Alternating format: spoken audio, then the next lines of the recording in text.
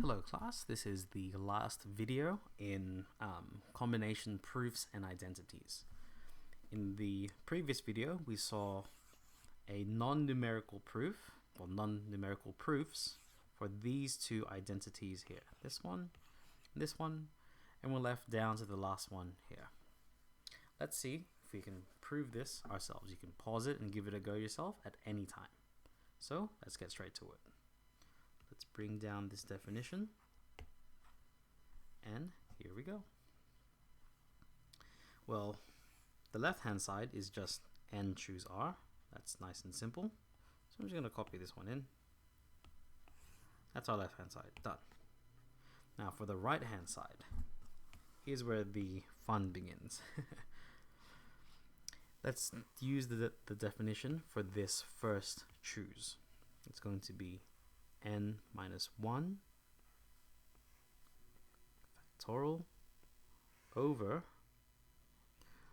working very carefully now, it's going to become n minus 1 minus r minus 1 close bracket factorial times r minus 1 factorial. If you didn't follow that, I'll highlight a few things here for you. I'll highlight it using the definitions. N factorial, n minus 1 factorial, we're doing the top. Now this portion here, we're doing the n.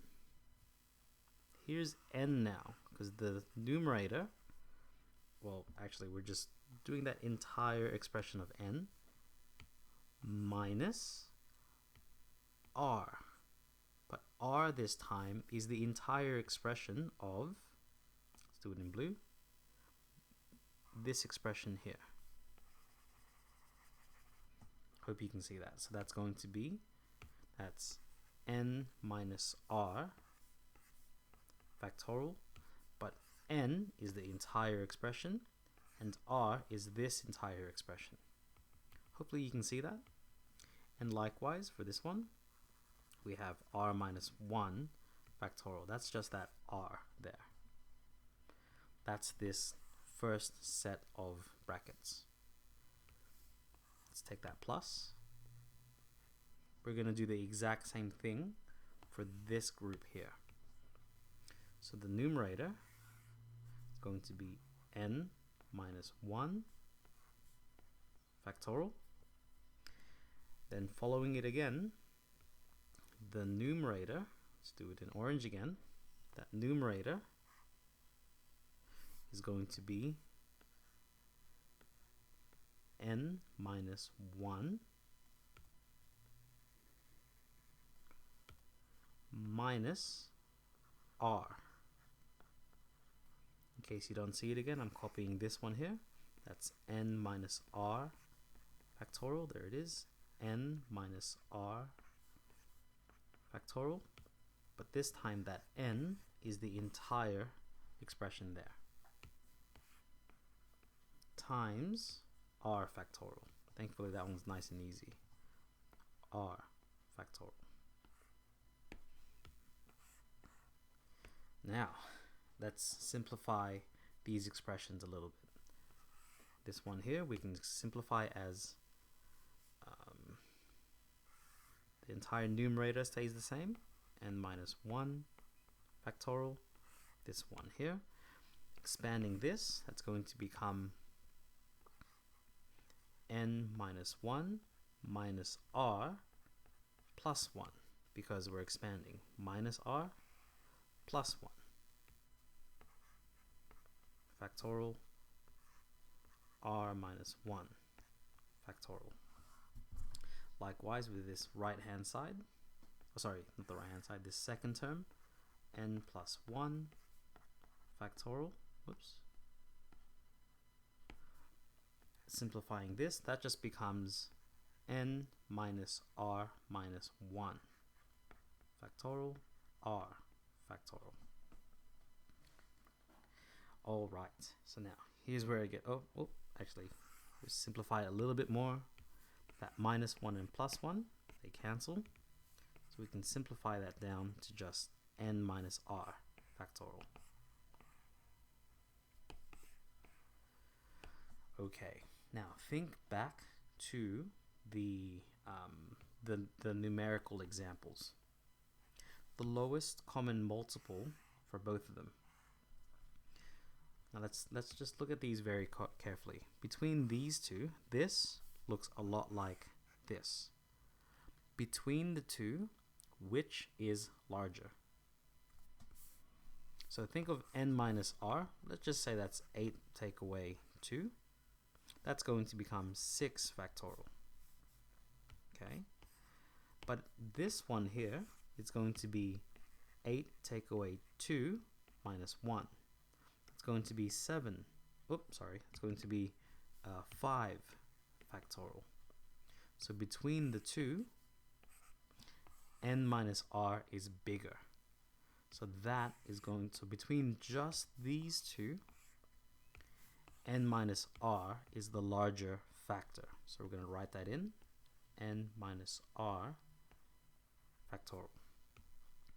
In the exact same way, this one here, r minus 1 and r, this one's a little bit more obvious. Which one's bigger? In this case, it's going to be r factorial. Now, let's think about this in terms of fractions again. For this expression to become this expression, nothing has been multiplied. But for this expression to become this expression, we need to multiply by r. Let's do this using a number. Let's say we had r minus 1. Oh, actually, let's let r be 10. That's 10 factorial. R minus 1 factorial is 9 factorial. For 9 factorial to become 10 factorial, we need to multiply by 10. In the exact same way, for r minus 1 to become r factorial, we need to multiply by the next number. So that just means we're going to multiply, by r.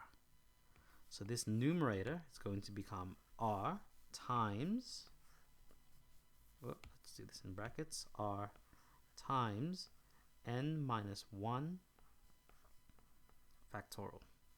We can leave it like that. R times n minus 1 factorial. In the exact same way, for this expression, well, r to become r, nothing has changed. But for n minus r minus 1 to become n minus r, we need to multiply it by the next number. So we're multiplying this by n minus r. Let's do this using some numbers now. Okay, so let's say we had n being 8 and r being 2 minus 1. That's going to become 8 minus 2 minus 1 is 5 factorial. Is that factorial there? N minus r is just 6 factorial. Well, for 5 factorial to become 6 factorial, we need to multiply by the next number. Well, the next number is just n minus r. Because remember, this is n minus r minus 1.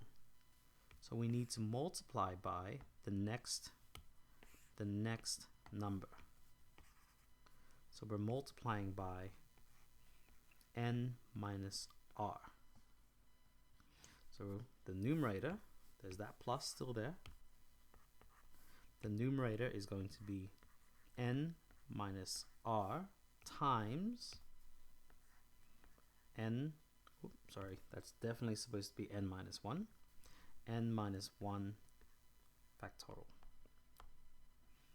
Just as we did in the previous one, we have a common factor of n minus 1. Let's factorize that. N minus 1 factorial outside of r plus n minus r all over n minus r factorial r factorial. Now let's look at this expression here. R plus n minus r. The two r's cancel. That leaves us with n minus 1 factorial times n. We're left with just n. N minus r factorial r factorial. And this one here, well, if you think about this, n minus 1 factorial, that's going to become, so n minus 1 factorial is equivalent to n minus 1, n minus 2, n minus 3, and on and on and on. If we multiply this by n, well, this expression is just n factorial. So, because of this, this numerator, n minus 1 factorial times n, is just n factorial over n minus r factorial r factorial, which is equivalent to what we have in the beginning. That is the left-hand side. So that is the end of these proofs. So I hope I gave you an insight into not only just proving these, but thinking using factorial notation. Yeah, hope to see you in the next video. Best of luck.